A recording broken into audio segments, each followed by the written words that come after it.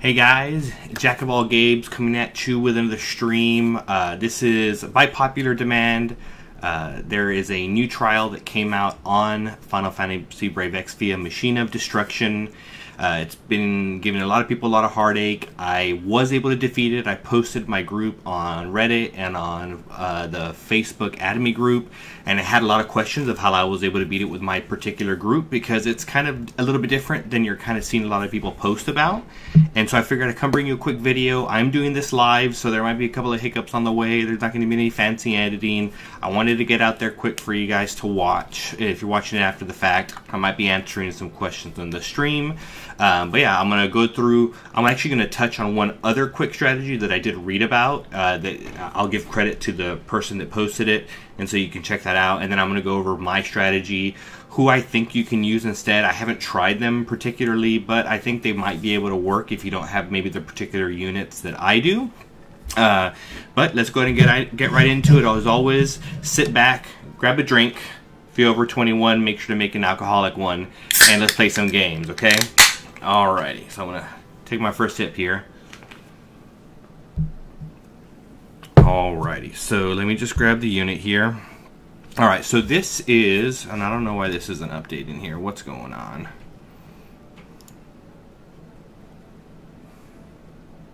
Let me just get this fixed. My app seems to be a little frozen here.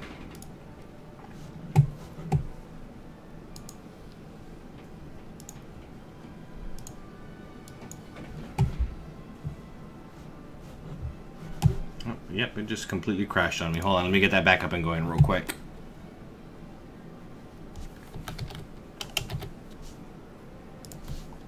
Something always seems to mess up every time that I do this.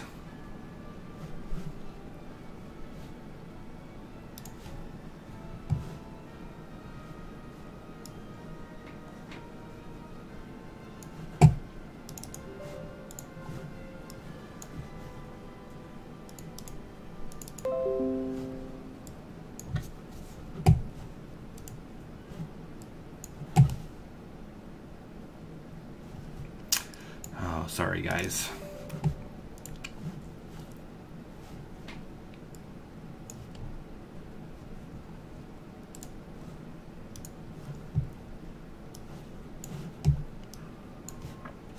I just give some more time for some people to jump on while I get this fixed, so.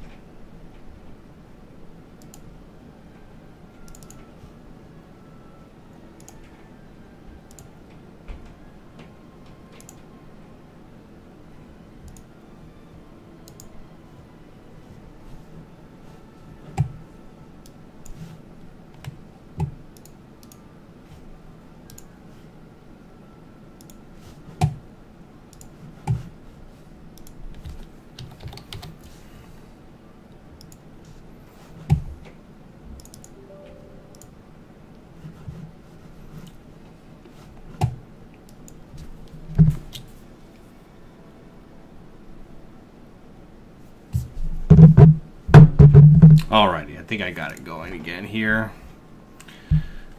Alright, sorry about that. Sorry for the delay there. If you stuck through it, I appreciate it. Alrighty, so... Alright, so this is the group that I beat it with. Took probably the course of over maybe 3 hours. But I wasn't 100% focused while I was playing the entire time, so I probably could have done it in about 2 hours if I was just 100% going at it 100% of the time, if I didn't keep missing my dang chains with my Orlando's all the time. But I have terrible fingers, and I don't use any macros or anything for my chaining. But like I said before, I did want to touch on one quick other strategy before we get into this one and some alternate strategies.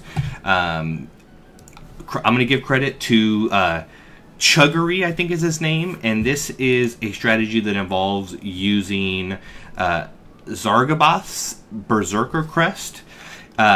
Just a kind of a quick rundown, there's a whole Reddit post about it. The title, it's Unconventional Strategy Using Berserker Crest. you can defeat him destroying only one of each of his arms.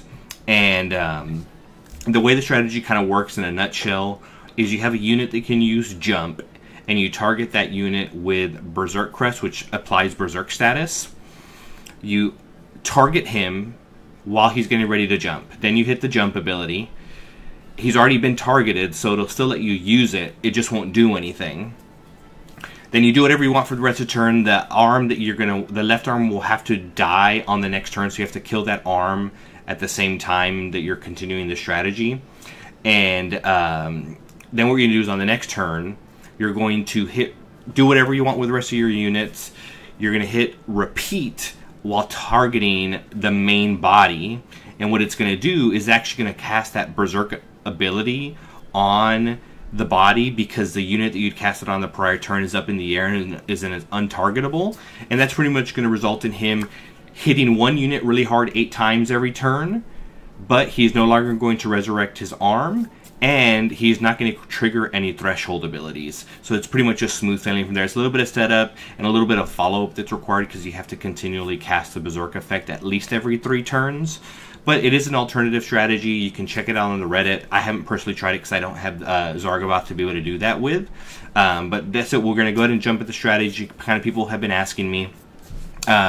This is the group that I did it with. We got Warrior of Light. He's built for Spirit, because most of his attacks, are, even though they're physical, they're magic-based damage, so having higher Spirit is really important.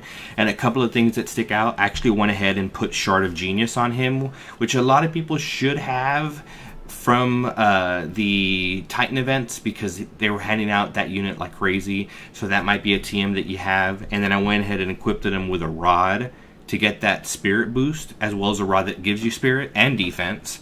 And then I also equipped him with a Robe to get that defense boost, and the Robe itself has Spirit. So I geared him for high Spirit, and then I did equip Black Belt.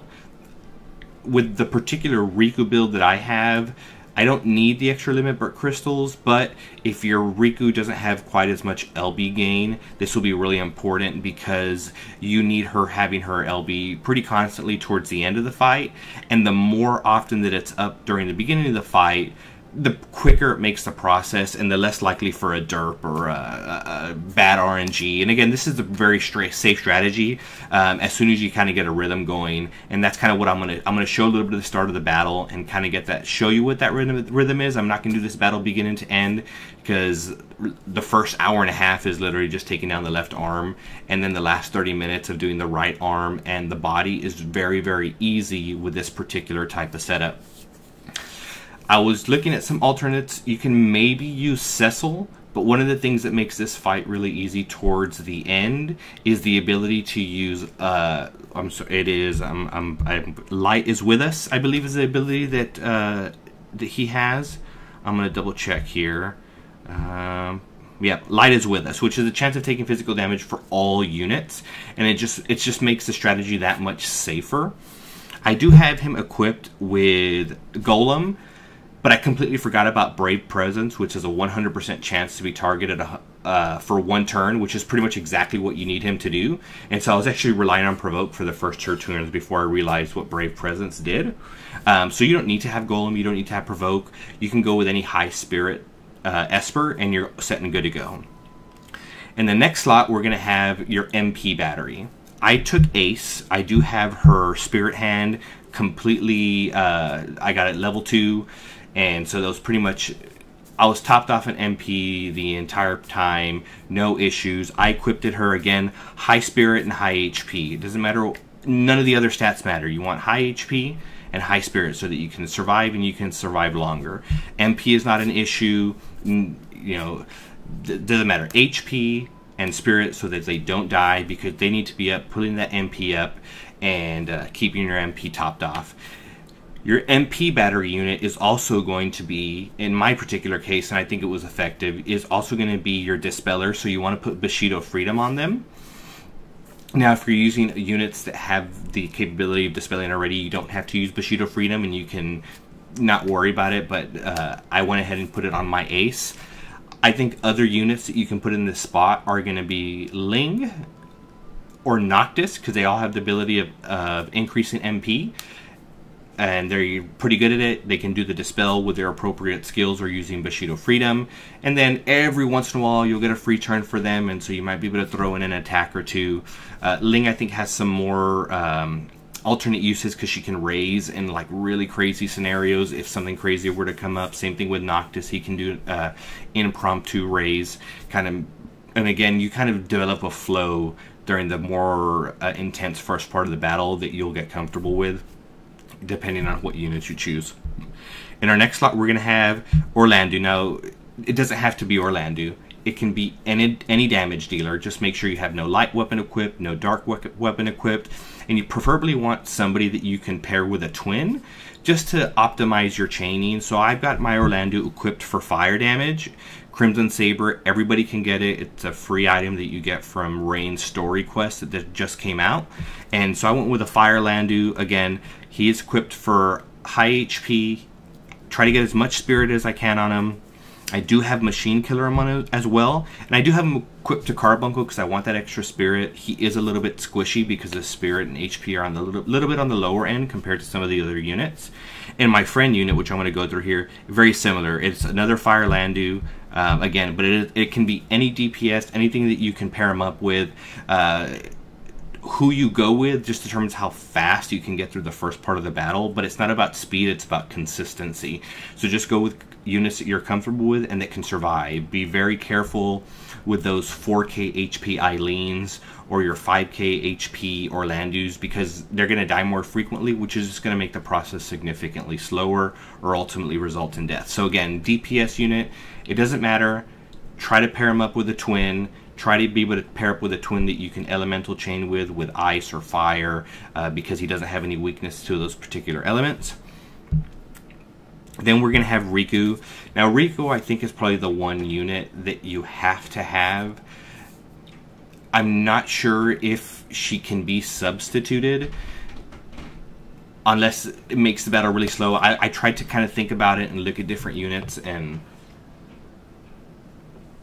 I really couldn't think of anything that could substitute for her, especially in the beginning of the fight. She's going to have a lot of uses. In the middle of the fight, she's going to have a lot of uses. At the end of the fight, she's going to have a lot of uses. So I think she's pretty much the only non-replaceable unit in this strategy. And if you need a Riku, I can definitely offer mine up. Go ahead and leave me a comment. I'll keep track of this video in case anybody maybe wants to borrow any one of these units. If they have the rest, I'll be more than glad to lend you any units that I got. And then we're going to have our healer. Now, Tillith is the way to go. She can heal. She can full heal everybody, bring everybody back to life. She can put the occasional buff on. But I don't think she's required. I think you can do it with a dual cast Refia. Granted, if you go with that route, you will lose out on the no magic challenge. But that World Destroyer ability, I've heard, is nothing to write home about. So you should be able to get through that pretty quickly. Or go without it. So I don't think the magic challenge is a huge thing. And so if you don't have a Tillith, I'm pretty sure this can be done with a Refia. Very rarely did I ever have to raise more than 2 units. So being able to dual cast full raise can usually get the job done. And if you've got the Tillith re-raises as backups, you have the ability to heal. I mean, 2 Curages is usually going to be more than enough, and you're going to be able to sustain that MP. And if you've got her Embolum a bit awakened, it makes it a lot easier. So I think you can do this with Refia, and Tillith is not a necessity. Unlike Riku, again, I want to touch back on Riku. She's probably the most required unit. So I'm going to go ahead and jump right into the battle here real quick. I just kind of want to show you. I'm going to go through about maybe like 10 or 15 turns of the beginning of the battle, just so you can kind of see what the repetition looks like. And I did completely forget to show you guys here. Let's see if I can do it now. No, I can't. But on Riku, I do have 1 Ignorance, Prodigy Goggles, the Mog Wisdom TM, as well as the Override weapon to help with the LB gauge increase. Without any help of LB crystals, her LB is up every 4 turns, which is enough towards the end of the fight to make sure you have it for all of the thresholds. But it's also enough to keep this starting strategy much easier to be consistent with. So I'm going to jump right into it here. So Warrior of Light is going to cast Brave Presence. This is going to guarantee that he's going to get targeted by the 1-hit kill. With Riku, we're going to go ahead and set her up to start casting her Null. Tillith doesn't, for the first turn, doesn't have much to do, so we're going to go ahead and buff everybody and start getting some early damage, preventing some early damage. Ace, I'm just going to start getting my Spirit Hand ready because there's going to be a lot of repeating in this battle. And then we're going to double Divine Rumination with our Orlandus.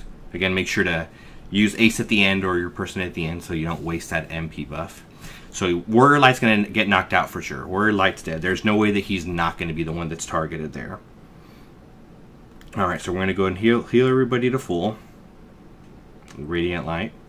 We're going to go and cast Null with Riku. And so what I'm doing on this turn, I'm not going to bother raising my Warrior of Light. So now he's going to target my Orlandu because he's going to be the one with the highest attack. And this is where the process is going to slow down a little bit because I'm not going to be able to hit with both my Orlandus. So let's jump in here.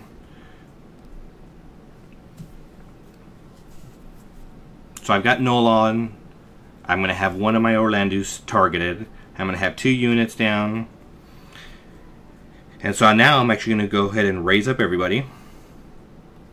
I'm going to Radiant Light to heal up everybody else to full.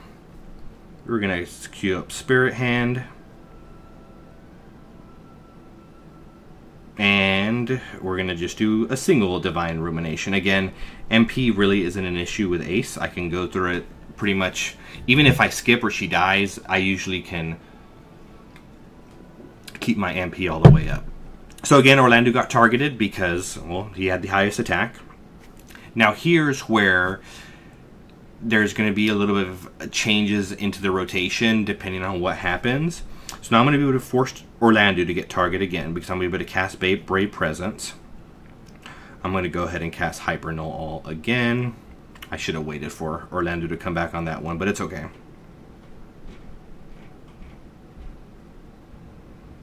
Actually, I'm sorry. We're actually not raising up Orlandu. Again, you kind of take the strategy up on the fly, and then when the re-raises start to kick in, it kind of changes the strategy. And again, without Tillith, that means that you're not getting your re-raises, so then you're pretty much doing this with just one Orlandu. But, I mean, it can be done. You're just significantly increasing the time that it's going to take to get through all the left-hand kills. So Riku's LB is going to be up at the end of the turn. Warrior of Light's about to die.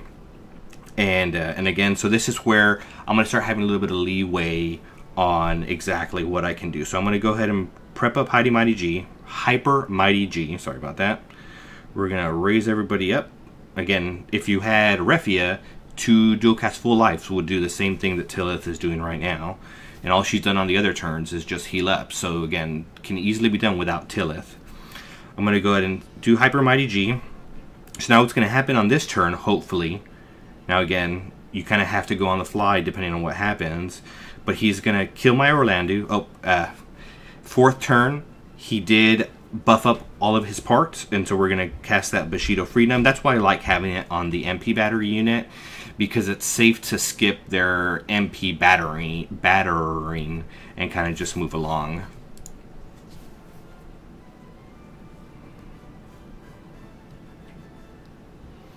And then we're going to do that single Divine Rumination. So that hard part, the setup to getting that first LB with Riku is kind of where it's a little bit shady. But for the most part from here, it's pretty smooth sailing. So you see Orlandu got targeted, but he did get re-raised. So now both my Orlandus are alive. I'll be able to do a little bit more damage. See, I did get a couple of counterattacks from Warrior of Light. So now, I'm going to be able to Brave Princess with the Warrior of Light. Guarantee that he's going to get targeted, and he still has re-raise on. So I'm actually going to get 3 turns of being able to attack with Orlandus because the fact that I'm going to be able to do it now, he's going to attack him, get re-raise, and be able to do it again. And so, and then sometimes Orlandu goes down twice, and so I'm just kind of keep going through some turns here. I'll kind of say what I'm doing as I'm going. It's going to set up Hyper Null again on Riku. And this is a pretty consistent battle. There's not really many issues that you can run into. If you end up with 2 dead units, you can just raise the 2 units earlier. Again, having to do anything like that, all it does is gives you less turns with both your DPS units up. and just stretching out the battle, but not making you lose, because you'll always have Riku and Tillith to lie back on, and that's why gearing them for HP and Spirit is so important, because they're the two units that you really can't live without. Everything else is manageable as long as those two units are up. It just adds time.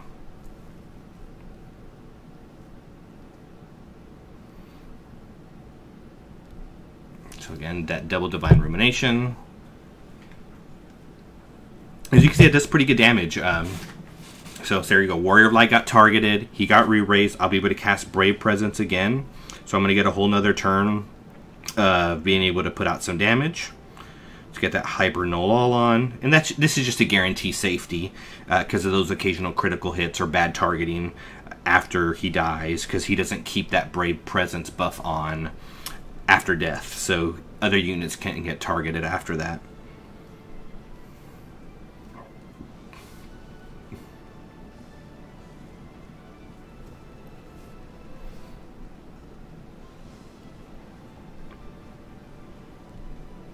Getting my chains. I was doing terrible chaining this when I was playing earlier. But you see, I do a pretty decent amount of damage.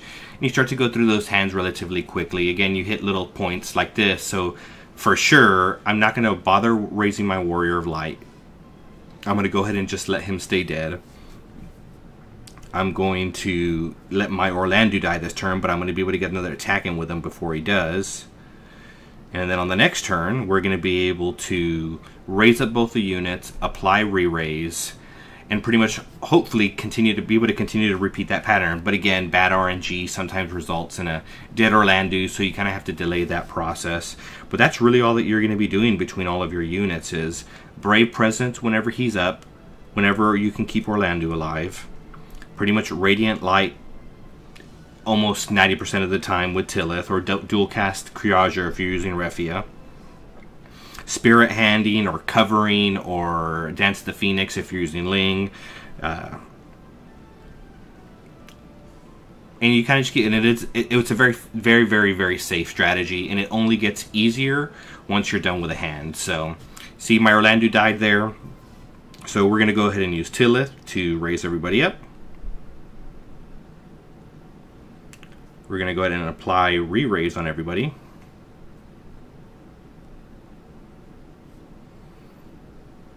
Spirit Hand and Divine Rumination. Oh, I should have actually debuffed that turn. I'm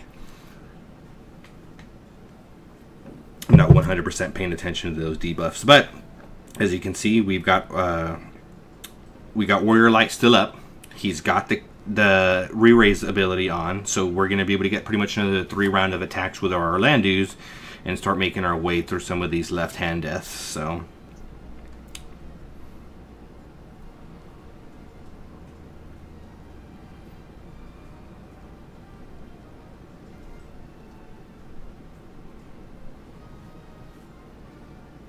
let's make sure although it's not a huge buff, it's 20% attack and defense. That little bit of an extra attack can be the difference between a unit living or dying. So try to keep it debuffed as best that you can. So let's see. That's all right. So left arm's down one more time. Now I just got to repeat it 9 more times on that particular arm. And but yeah, as you can see here, Warrior of Light re-raised. I'll be able to get another attack with Orlando's. He's going to go down again, and that's pretty much it, guys. That's about all there is to it with this particular strategy. You don't need a single target re-raiser, but Riku is really important if you want to keep a more consistent battle going. And let's see here. Go ahead and do just a couple of more turns, and hopefully that kind of gives you a general idea of how I was able to do it with this particular team. Let's see here. It is a pretty forgiving strategy, I think. I'm not capable of doing the body first strat, so I had to come up with something else that worked. I did have Rem, and I did try a single target re-raise option, but I couldn't deal with the additional damage that you get after you've defeated the right arm 2 times. I just couldn't deal with that when I finally got to that point, so I had to rethink the strategy. And so I tried this, kind of played out in my head a little bit, and it seemed to work out all right. So yeah, so I mean, this set of 4 turns is pretty much breaking down almost exactly how the first set of 4 turns work, and that's how it's mostly going to work out. Again, as long as Riku and Tillith or Riku and Refia stay alive, it's pretty easy to stay consistent.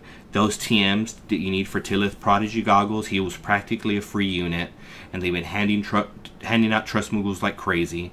I actually had almost 300% worth of Trust Moogles saved up because I didn't have the units to use them on, and so I wanted to beat this trial. I didn't want to have to wait, and so I went ahead and knocked out Prodigy Goggles, and I knocked out an Ignorance that I had maybe already at 30%, and those are the only 2 TMs that I had to throw the Trust Moogles into to make my Riku 100% solid and reliable. And 4 turns is, I think 3 turns would be optimal, and it would make this a more repeatable strategy, but I had no issues with the 4-turn uptime. And again, guys, just kind of repeat this over and over again. Going through about 10 or 15 turns with whatever particular group setup that you have after the first 4 or 5 turns, because there's that little bit of setup time to get your group going. After about 10 or 15 turns after that, you should have a good idea of what your repetition is going to be and whether or not the group can handle it. With this particular setup, with a Warrior of Light setup and no single target re-raiser, it gets exponentially easier once you're done with the left hand.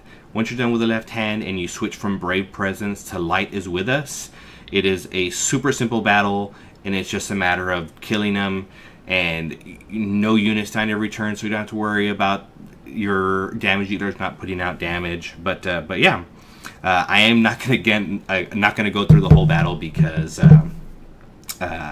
it's a long one. It still does take a very long time, but it is very doable. I tried it on day 1, and I thought I wasn't going to be able to do it. I was ready to give up and just wait till maybe some units came out or I got lucky on pulls. But I was, you know what, I want to give it one more try. As you can see here, I did manage to get all the achievements on the first go, or second go really, because I had to beat it on my second time. But yeah, that's my strategy. Feel free to leave me a comment if you have any questions. I also did post this in the Academy group. If you're watching it from there, I can respond to any comments that you have there. I'll do a follow-up video if anybody has. If I get a lot of questions, I'll definitely do a quick follow-up video. But yeah, that is the guide, or an alternate guide to how people are normally doing that Machina of Destruction trial. I hope at least a couple of people find this useful. Again, I'll answer any questions that you have in the comments. I'll check it regularly. And if you did like the content, make sure to check out the other guys. This is not just my channel. I am just one piece of the Beard Dead Gamers crew. We have Mr. Classic Juan, which is, if you're into classic games, he's going to bring some of that stuff to you. He's going to make you feel nostalgic all day, every day, pretty much. And then we got Memorandum, who, as his name implies, he's kind of a little bit all over the place. He's in the middle of a Castlevania Symphony of the Night playthrough. He's done a couple of videos on it. If you like that game, he's kind of going in, revisiting the game because that anime series came out that was just great. So check out their videos, see if you like it. You know, check out some of my videos if you like what I do. Don't forget to like and subscribe if you like the content. Hit that notification button so that you can see when I go live, or when Classic Juan goes live, or Memorandum goes live. We're going to be bringing a lot of content to you guys since we are just getting started up. So every like, every subscribe, we appreciate it. And so this is JackofallGabes signing out, and we will see you next time.